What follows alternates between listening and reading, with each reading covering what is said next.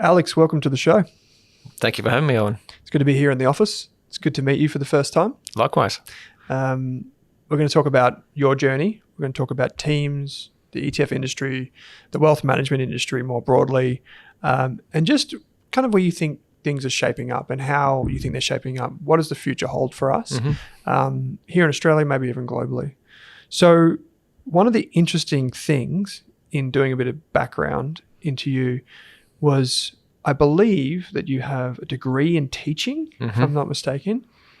Where did that come? Primary school. Where did that come from, and was that genuinely going to be your destination? How did you end up in finance? No, I kind of fell into finance, but I also fell into teaching. I mean, I need to go all the way back. Okay. So back in school, I played volleyball, and my goal and only goal was to grow to 6'5" and play professionally in Italy. That was it. That's all I was doing. I really didn't think about school at all or my career. It was just about volleyball. And sadly, I didn't grow to 6'5". I didn't go to Italy, and I didn't play professionally. Okay.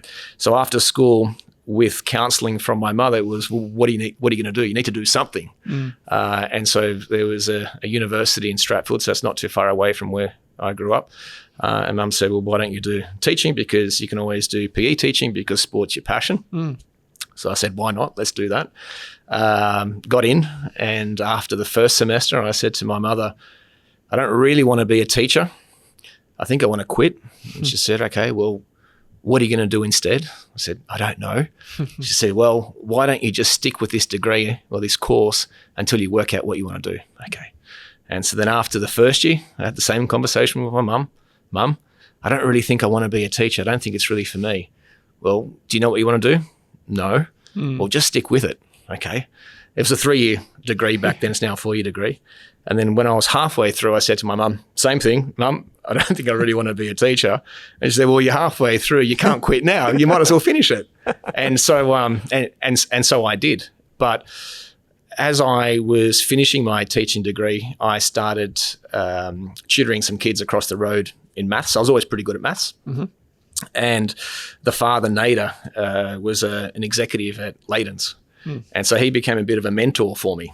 And so in these evening conversations, it was, I don't really want to be a teacher. That's not really what I want to do. And he said to me, well, what would you like to do? And I said, well, I wouldn't mind wearing a suit. And, today I'm wearing a suit. And he said, well, do finance. And that's probably how I got myself into finance. I started studying in the evenings at the Securities Institute at the time. And when I was actually teaching, and I did casual teaching for about a year, at lunchtime I would sit there and read finance textbooks.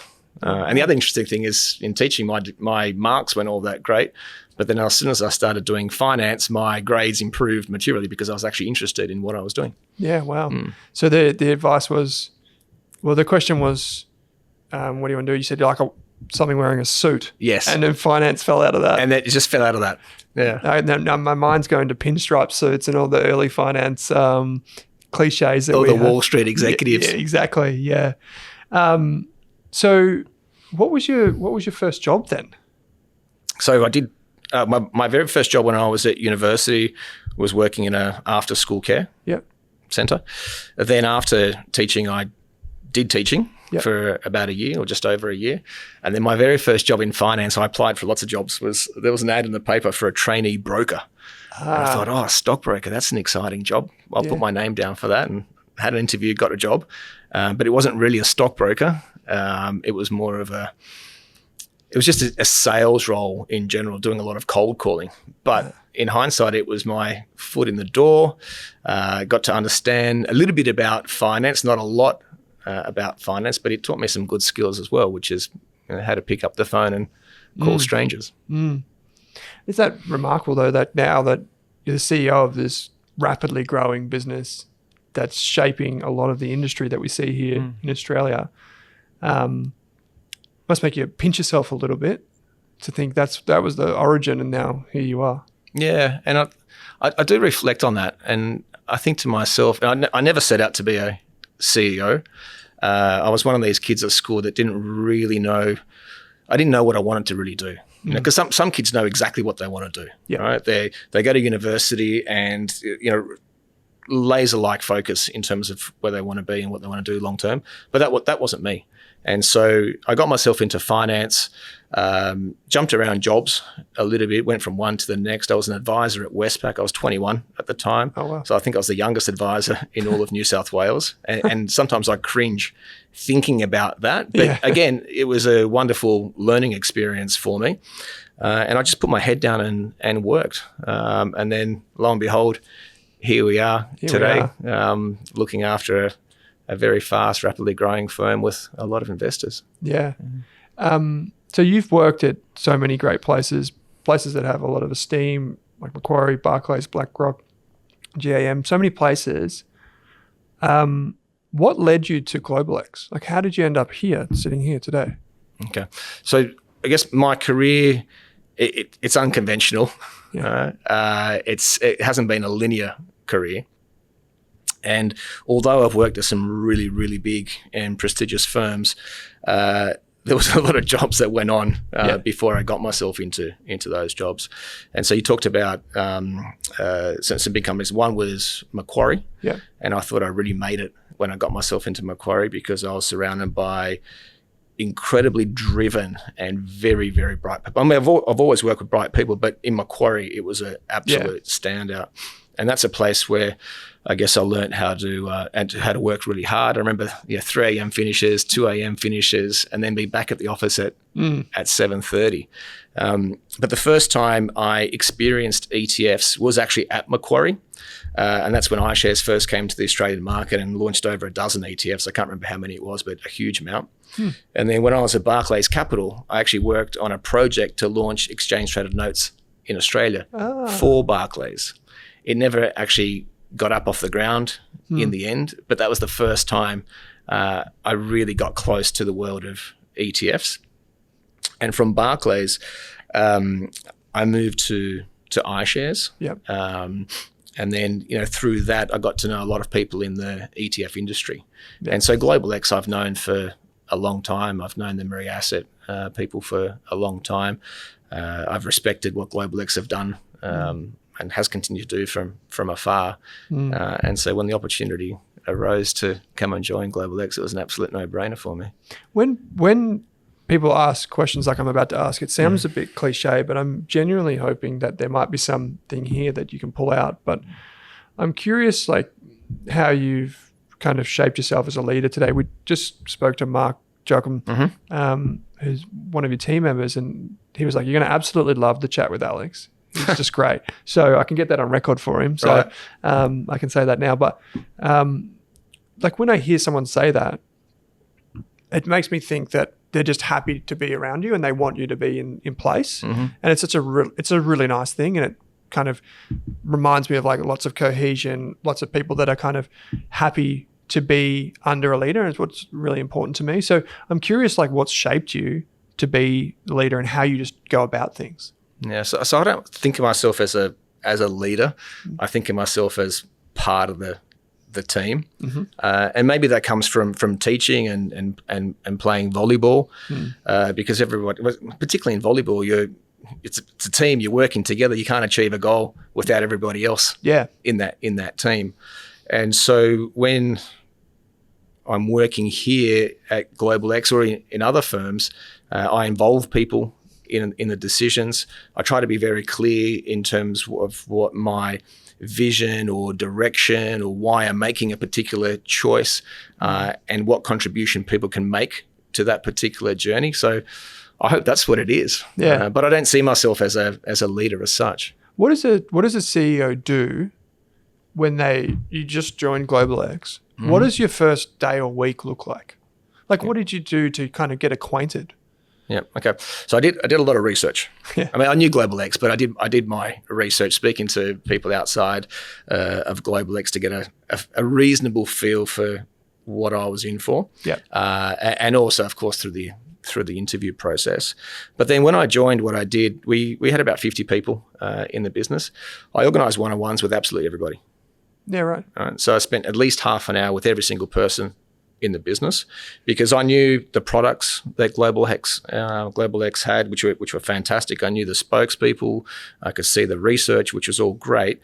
But what about all the other people that make everything come together? Yeah. And so I really had some very simple questions. I was like, what do you do? Because I had an org chart. Yeah. And so if it says this person's in finance, well, that's all well and good, but what do you actually do in finance? Or this person's in investment operations, but what do you really do? Whereas in distribution, I have a very good understanding of what a distribution person would do. Yeah. So I spent half an hour with everyone, and it was, what do you do? Why are you here? What can we do better? And what do you like about the place? Yeah. Fantastic. So just so that uncovered so many different things, from people wanted a new coffee machine. You're in our offices now. There was a lot of comments about needing or requiring a new office, or something a little bit more modern than what we currently have. But I think if you look at the office, it does reflect that we are a low-cost ETF issuer. Yeah, absolutely. People, they were so enthusiastic. I mean, it's also a very young culture. So 75% of our people here are under age 40. And with that, there are a lot of ideas and ways to do things differently, and how we can improve things. So not just the coffee machine, but ideas on products, or ideas on how we should structure things, how we should invest into systems. It was a really good experience. I learned a lot. It's really interesting because you wanted to just hear it kind of raw and unfiltered from every team member, and to give you that perspective without hearing it from other people, I think is really important too. Can I ask one follow-up here, which is that what is the interview process for a CEO? Does that differ from what everyone else who might be listening? Is there a different process? I'm thinking, this is what I'm envisaging. You're walking into an interview process, but you have to come with ideas because you're going to lead this business, right? So it's as much me asking you questions if I'm the interviewer, but also you bringing a bunch of ideas, all your papers here on the table. You bringing ideas. Is that, do I have the kind of gist right? Yeah, you do.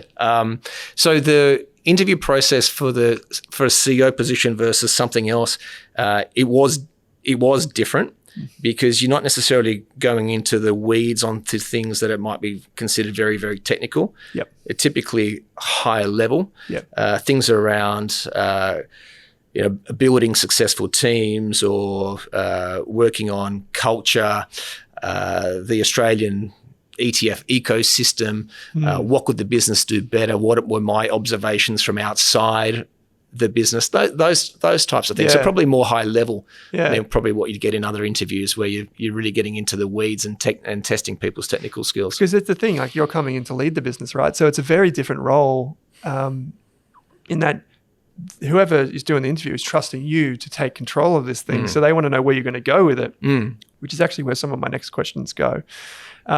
So you took over the business, I think you said 10 months ago? Yeah, 10 months, yeah. Yeah. And I realized I made a mistake in this. I thought it was $10 billion in assets under management, which you can tell me what it is in just a second. But what have you learned in the last 10 months? So 10 billion, we were 10 billion just a few weeks ago. Yeah. Now we've just crossed 12 billion. So it's actually remarkable how quickly the assets grow. And that's really down to, our clients trusting us with their money, investing more and more with us, but also our products are really good. Yeah. And we've had favourable market conditions that have basically lifted all of our assets under management. I mean, if I look at the growth that we've had recently, our assets under management have grown by 47%, yet the market's only grown by just over 30%. So over the last 12 months, we have been the fastest growing ETF issuer in Australia. But in terms of what I've learned, I mean, one, I talked about the young, vibrant culture that we have. There's a lot of enthusiasm, right? And there are a lot of things that people would like to get done. And as a new CEO coming in, there's a wonderful opportunity to say, well, we need to do X, Y, Z. Let's get these things done straight away. And I would love to do all those things straight away, but sometimes you need to have baby steps. Yeah. We can't change everything straight away. We can't go and launch 20 new products overnight. We have to be very deliberate and careful with what we do. So if anything, it's been sort of reining in some of the enthusiasm. We have a lot of very talented and smart people in this business, and they're willing to, push the boundaries, just go a little bit different. So I wouldn't call us a conservative business by any means. We're willing to try new things. Yeah. And maybe we'll talk more about products later. But one of the things for me that I love about Global X is that our products are a little bit different. Yeah. And then for me, when we launch something, I'd rather be too early than too late. And what I mean by that, I'd rather launch something first and let it sit on the shelf, even if people don't invest into it for a while, just to allow it to develop or build a track record, slowly build assets under management. And when the time is right, people can invest into a product like that. Yeah. I mean, I actually, just on that, if I use an example, hats off to the previous management here at Global X. So Global X launched the first Bitcoin and Ethereum ETFs, not just in Australia, but across all of Asia. Yeah, right. I didn't know that. 3 years ago. Yeah.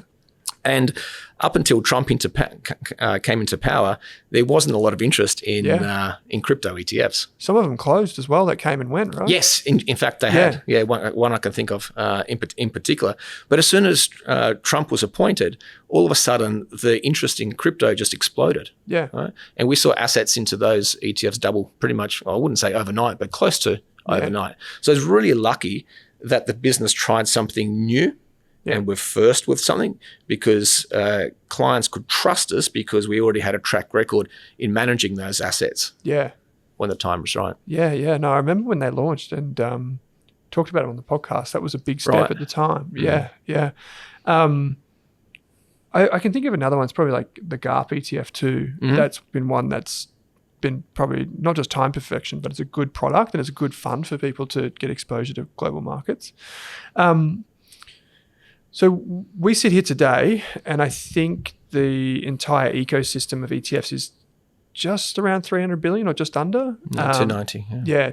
So things are growing really fast. New investors, existing investors, performance-wise, transparency is just rocking for most advisors now as well. So as you look forward from where you sit today, say 5 to 10 years, what do you think are the biggest opportunities? Are there any challenges to the ETF ecosystem?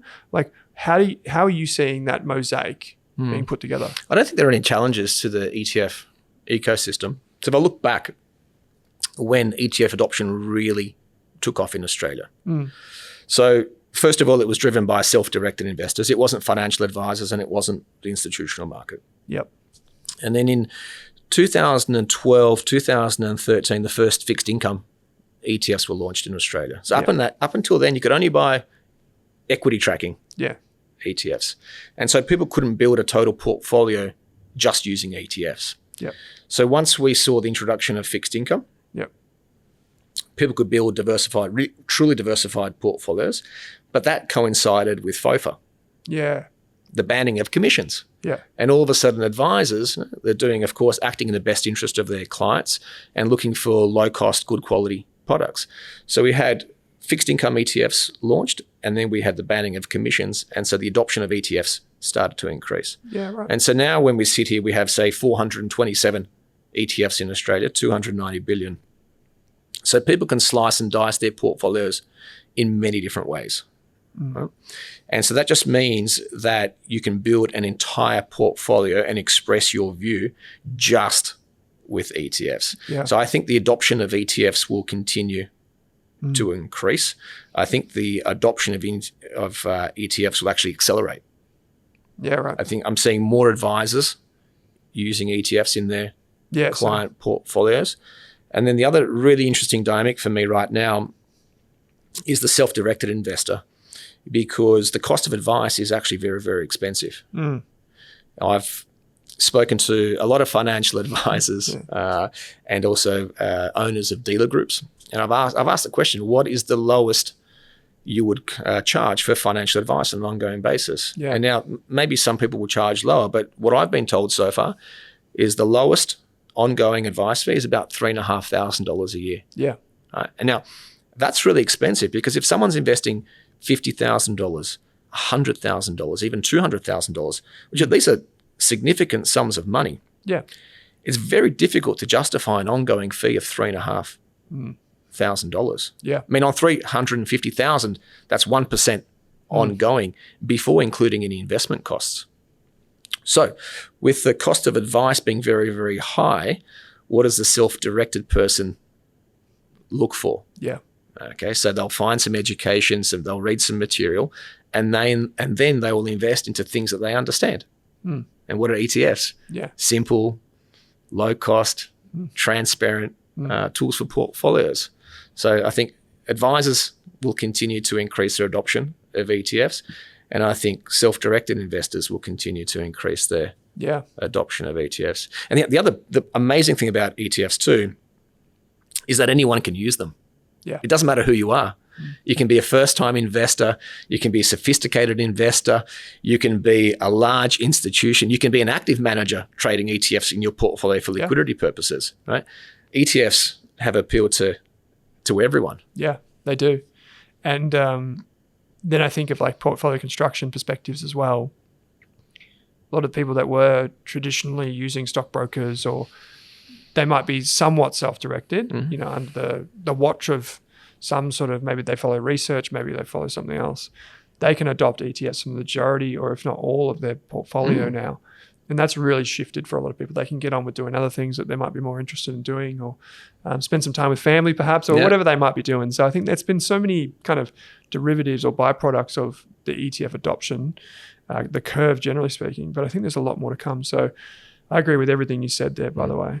Actually, I remember just on that when I first got involved in ETFs, I mean, people were still calling them EFTs. Yeah. We finally moved on from that now. Yeah. But I laugh at that. Yeah, it still happens from time to time. And it's a funny one. There's two. There's the EFTs, and then there's the Buffett with one T on the end, which reminds me of a table that might be in someone's hallway.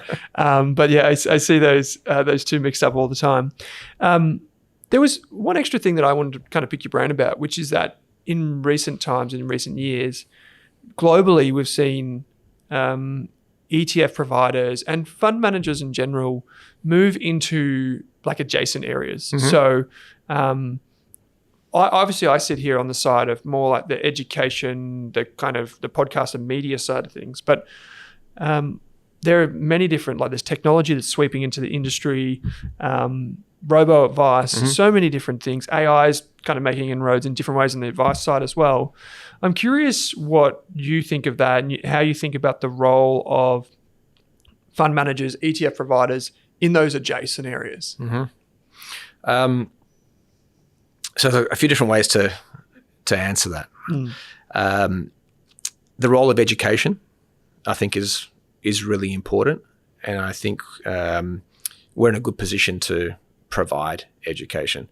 Now, for us as an ETF issuer, I think we're in an even better position because we have so many different products across so many different asset classes and different sectors that we can be impartial when we talk about different things. Right? Now, for us at Global X, research is critically important. So research drives our product agenda, and research is very important for our investors, so they're empowered to make their own investment decisions. Right? And I think at Global X, we've done a very good job in showcasing and highlighting research. But then where I don't think we've done a very good job is basic education. Right. Okay. Right. And if I look at the material that we have on our website right now, that is something that needs to be improved. Okay. And then going back to what we were talking about before, because the cost of financial advice is so expensive, we actually have to make investment education available for investors. There was some research from Computershare that said that there wasn't enough research available. I think there's plenty of research available, but investors have to go into a lot of different places to try and find it. Now, fund managers moving into adjacent areas. Now, for us, we are at Global X 100% focused on ETFs. That's our DNA. That's what we're good at, and focusing on research-backed investment ideas for people. But Murray Asset, which is the owner of Global X, I mean, it's a very large, diversified asset management business, and so that of course goes into adjacent areas. So, for example, here in Australia, we own StockSpot. Or majority stake in StockSpot. Overseas, there are trading businesses, wealth businesses, venture businesses. There's lots of different parts to Murray, but at least for us in Global X, we're focused on building ETFs. When you say research, you say research driven around the products, but also around basically the whole business. What does that mean to you? So for people listening to this, they're familiar with doing their own research on funds or their own research on stocks or themes or whatever the case may be. But when you say research, what do you mean? Okay, so the question is, why do we launch a product? Yeah. Where does the idea come from? Is it a real idea? Yeah. You know, what's the thesis behind an exposure? Are we launching something because it just sounds good and people will invest for a short period of time? Or do we truly believe in it and it's a long-term structural shift in the way that industries are doing something? So let's use examples of broad-based themes, electrification or the adoption of AI. These things are fundamentally transforming the way industries operate. Yep. And so for us, it's the research behind that investment thesis. Okay. Right. And that's the starting point, and we will build products because of that research. But also for our investors, we have to make all this research available for them. And so they'll then consider, well, which of the investment themes we have, what makes sense for them? They might already have an exposure to it. They don't want to double up. So looking at something different or something they may not have thought about before. But it's equally important for us to produce research when things don't go right. So recently we published a note when there was a breakout or a flare-up between India and Pakistan. And, we have an ETF that tracks the Indian market. And so we published a note on that as well. Yeah. Yeah, that's good. I like how honest you are, to be honest. It's refreshing in this industry. I don't often get people on the show that are saying, well, these are the things we do well, but these are the things that, we could do a lot better. I really appreciate that. So do you think there's anything from a wealth management industry perspective that could be a disruptive force? Like, is there anything that you're looking at? Because like Global X has made its name, I would say, in finding those themes, finding those structural trends, be they transformative or disruptive. But as you look across the marketplace, is there anything that's shifting or anything that you think could dramatically enhance what we already see in the Australian financial landscape? Yep. So two things. One is what's happening with the large industry funds. Yeah. With the adoption of Your Future, Your Super, the performance benchmarking. I think that was in 2021. A lot of those funds look very, very similar. Yeah. And so I don't know. I mean, a huge amount of money is managed by those industry funds. But I get a feel that not all people will stay with those particular funds, especially if they're all looking the same. So they'll look elsewhere. I think the big disruptor is going to be digital advice. I really do. And that comes back to if the cost for ongoing advice at the lowest point is $3,500 a year, where else can people source or find advice? Yeah. Now, 10 years ago, we were talking about digital advice, but it didn't take off. Now that everybody uses ChatGPT, or nearly everybody uses ChatGPT, we're becoming far more comfortable with receiving some sort of information from a AI-enabled engine. And so as people become more comfortable with using ChatGPT or whatever other AI system that they use, I think they'll be more likely to take some sort of advice from a digital advice provider than they ever were before, or at least use that as a starting point. Yeah. And then maybe validate that through some sort of social proof, maybe listening to your podcast, whatever it might be, to validate some of their thoughts. But I think digital advice is going to be a big change for Australia. Well, I hope so, because we've been talking about it for a while. I know StockSpot does a really good job of this. And has grown really well, and the team has been remarkably consistent about the message and how to do it. And I think that they're the champions of it as it stands in Australia. And I think that hopefully we see more innovation, because I think, like you said, there's so many barriers to getting advice, even if it's a simple scaled advice here in Australia. So it's a really exciting time. I wanted to ask a couple of questions on the team. So I saw a stat, I don't know if this is like current or not, so you can correct me, but half of the Global X team joined in the last 2 years. As a leader that, you've been here 10 months, what do you do to build the culture that you want to see in a team such as this? Yeah. So that stat's correct.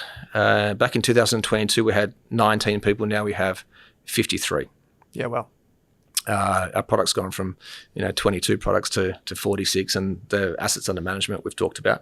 I think when building a new team or coming on as a new CEO and not necessarily building a new team, but adding to the new team, I think that the first thing we have to respect what's been done beforehand, right? So we have a very, very strong foundation in place already. And my job is not to come in here and change things completely. Yeah. Right? It's to build on what the business has done before. And like I said before, we've got some very, very skillful, smart, talented people that have done some wonderful things with this business before. And so from a cultural perspective, it's just little tweaks, if you like. But when you bring someone new into the business, they will have a different perspective or different ideas or different ways of doing things.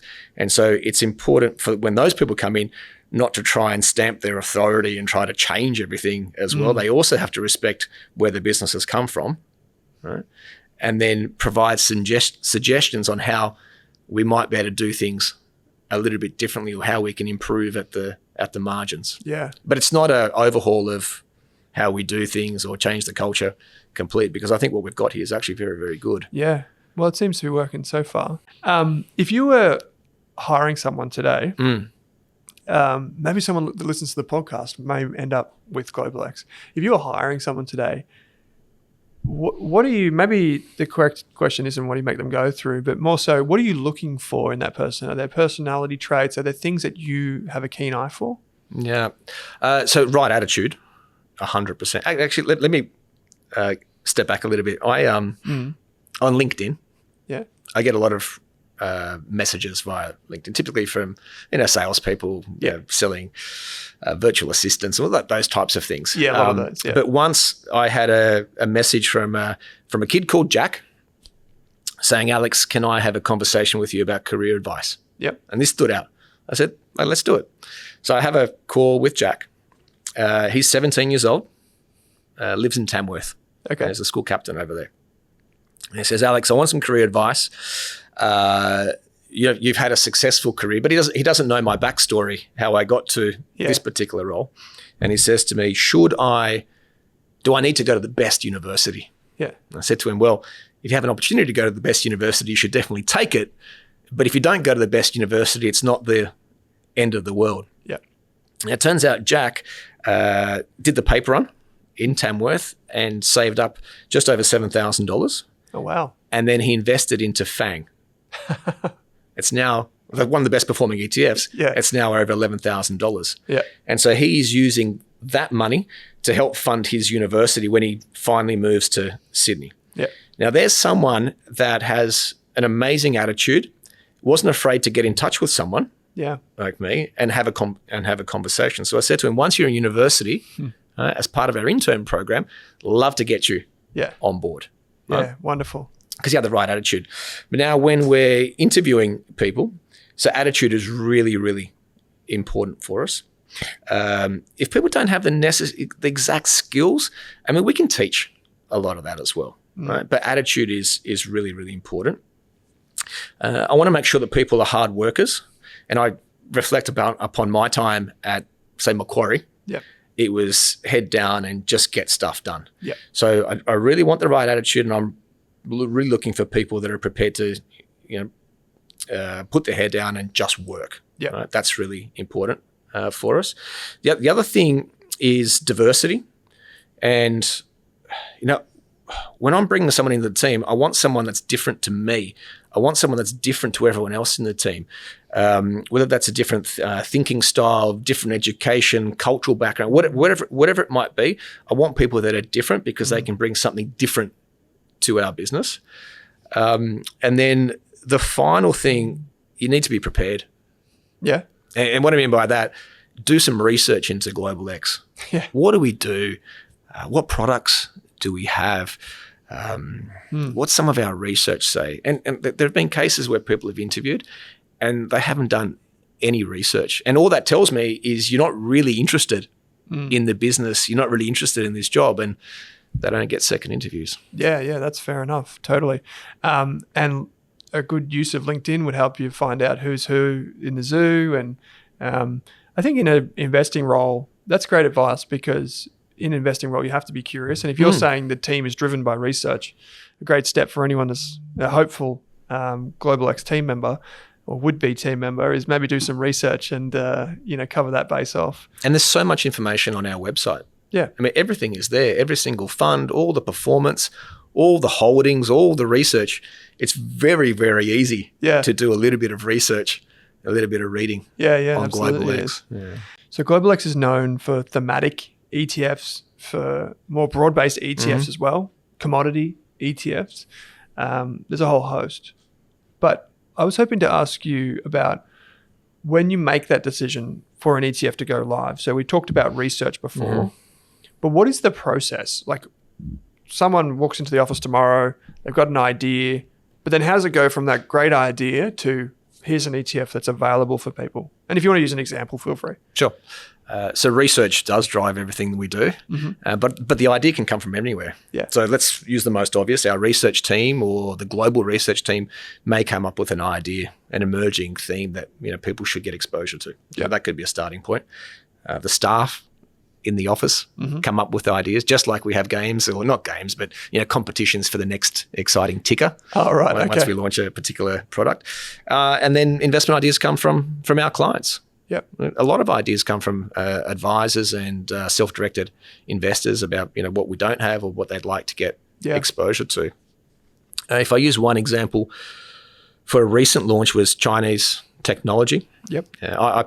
I do like this ETF, and full disclosure, I'm invested in this one. But it started off when I was in Korea, and I was having dinner with Chairman Park, who's the founder of Murray Asset, the owner of Global X, and he was talking about his views on technology in general and what the two-horse race between US and China. Yep.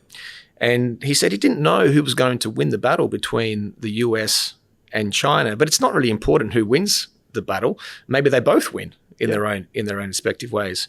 And he said, he looked at me, Alex, BYD. It's everywhere. Yeah. Build an ETF with BYD. Yeah. And it got me thinking. I like China as a we spoke before. Yeah, your background is my parents are born in China.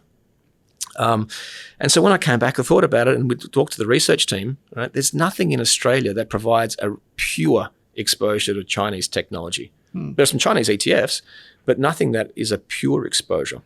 And so the next question is, well, what's the right strategy? How do we build? What's the right exposure? How many stocks should we have? There should be Hong Kong, mainland. What should it be?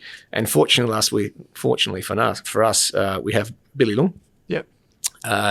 Who's part of this research strategy team, but he's from China. Yeah. Used to be a equity analyst covering Chinese stocks. Yeah. So knows the market really, really well. So he basically drove the research process on creating the Chinese tech ETF, which is the ticker Dragon. Yeah. And so that was launched back in May. I think it was May, April. No, I think it was May. That's up 20% or 22% since launching. But there's an idea there. It came from a conversation with the chairman of the group, more to do with BYD. But of course, we wouldn't launch an ETF just for BYD and the BYD ecosystem. It had to be broader than that. And that's how it came about. It's fascinating because the Chairman Park said the same thing. Like, you look around here in Sydney, anywhere in Australia, you can go and there's BYDs everywhere, right? And it's just like the Ford Motor Company or Tesla or something like that, You see these products in real life, and eventually you just have enough and you want to invest, right? If you're an investor, you're curious about how they come to life. And for the most part, I spoke to Billy about this last time I was here, and for the most part, getting that exposure has been really, really difficult for a lot of people that haven't been able to, definitely mainland Chinese shares, but to a limited extent, even Hong Kong shares. So to have an ETF vehicle to pass through that is a wonderful thing. And I was saying to you off air, I think that was a really good conversation. A lot of our community, when we spoke to Billy about that ETF in particular, it really dawned on the community that, hey, it's not necessarily a one-horse race. Yes, China's got this manufacturing hub and it's been the world's kind of engine, but it's modernizing rapidly, and the companies there are game changers. So I thought that was really, really interesting. Well, there might be an opportunity for people to have, US tech or global tech and also Yeah. Chinese tech. And talking about BYD, I have put in an order. Oh, did you? With my wife for a BYD. It's been delayed. That's classic. Yeah. But I'm told it's just around the corner. So hopefully we have that in the family soon. You're talking to a Tesla owner, my Right. friend. So, and I've got to admit, I ordered a BYD. It's made in Shanghai. Yep. So there's that. And it was severely delayed as well. So Well, we ordered it, in fairness, we ordered it in June. Yep. We were told in July, then maybe August, and now it's in September. I'm told it's arrived in Wollongong, so it's coming. Actually, just on there's another story completely separate. Yeah. And again, this is the power of ETFs. So I've got a 10-year-old and a 12-year-old. Yep. So 12-year-old boy. So this is last year. As I am, he knows I'm coming to Global X, but it's not public that I'm coming to Global X. I don't know, have you got kids? Yeah, I've got a young one. Yeah. Right. Okay. Well, on the way back from school, the conversation is, how was your day? Good. What'd you get up to? Nothing. What did you learn? Nothing. Was there anything interesting? No. Yeah. Usual sort of day. This particular day, I picked him up and I said, how was your day? Good. What did you learn? He said, in maths, we're playing a portfolio game, the ASX portfolio game. Yeah. So they're given a theoretical $50,000 to invest. I said, okay, well, this is interesting. What stocks, what companies did you pick? Yeah. And you wouldn't believe it. He said ACDC, which is our battery and lithium ETF. Yeah. I said, okay, well, fantastic.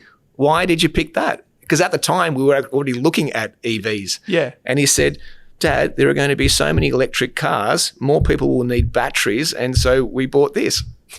And so at the time he was 11 years old, but they selected an ETF for their portfolio. I thought, brilliant. That's perfect. Yeah. Yeah, there it is. Proof in the pudding. Yeah, yeah.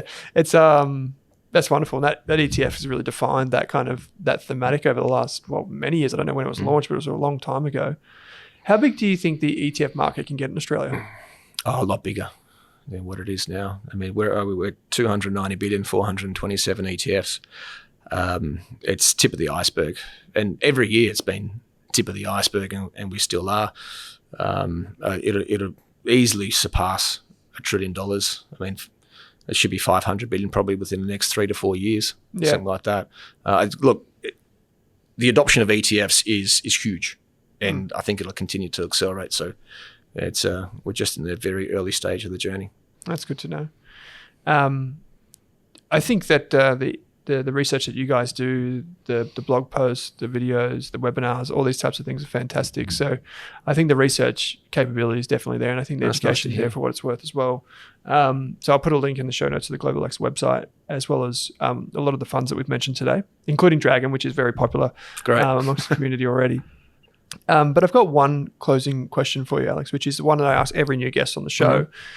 And maybe you can cast your mind back to whatever time in your life you would give this advice. But if you could go back in time and give your younger self some advice about career, money, investing, business, whatever the case may be, life itself, what would it be? Can I pick more than one? Absolutely. There's a few. So the first one, when I was buying my first property, I was buying an apartment, and our neighbour at the time said to me, just stretch yourself. Okay. Right? Borrow to the max. And I'm pretty conservative in general, and I didn't. I borrowed what I thought I could comfortably repay. And again, upon reflection and in hindsight, and this is when I was 24, 25, you're just really starting out in your career, I really should have stretched myself just a little bit more, because as your career progresses, you get paid more money, and you can what you thought you couldn't afford, you actually can afford. So in hindsight, I wish I took his advice and stretched myself a little more. That would be one. And then the other one, which is a mistake on my part, and I know the power of compounding. It's the most powerful thing out there, is if you start a savings plan, don't stop it. Yeah. Sadly, I stopped a savings plan when I bought my first property, and what I should have done is maybe reduced it a little bit, but kept going. Yeah, kept that would be mine. So the power of habits and compounding there, but also stretching yourself. I mean, in your defense, it could have gone the other way, right? Like your property prices might have stagnated for a while or something like that. But I think that's a really good lesson to a lot of people as well. And I'm glad you're the only ones who ever said that, by the way. Is kind of stretch yourself, to push yourself. And I think that curve of your income, and particularly in your industry, in the professional industry at the time, that curve of, earning more is definitely there. And I think the power of leverage, we see it today with house prices. We see it today with asset classes, that leverage is going to play a bigger role, I think, in the next few decades. So wonderful advice, mate. And I really appreciate you taking the time today. And maybe the other one is just learn as much as you possibly can. Yeah. Really do everything, because all the jobs that you do, like, again, reflecting upon my career, teaching. Well, what does that mean for financial services? Well, helps me communicate, simplify messages, allows me to public speak. Okay. Yeah. So those skills are useful. I was a financial advisor a long time ago, and I've worked in listed, unlisted, alternative, traditional, simple, complex, like all these things, they really end up shaping who you are in the future. And so it doesn't matter if somebody asks you to do something at work, a task, just do it so you can learn, experience it, because at some point in the future, it might actually pay off and help you. Great advice, mate. Well, I do really appreciate you taking the time out. I know you're a busy fella. The business is growing really well, so I wish you all the best with that, and all the best with whatever comes next, finding the next office, reviewing the next lease. I know how painful that can be, mate. So I really appreciate you taking the time out. Oh, thank you. Thank you for having me on the show. Thanks for watching this episode of the podcast. If you want to hear more from us, you can get daily videos and podcasts on Rask's YouTube channel. Or if you want to enroll in a free course on investing, property, business, money, you name it, you can join over 34,000 other students and enroll in a free course on the Rask website. Simply head to www.rask.com.au and follow the prompts. Thanks for watching this Rask podcast.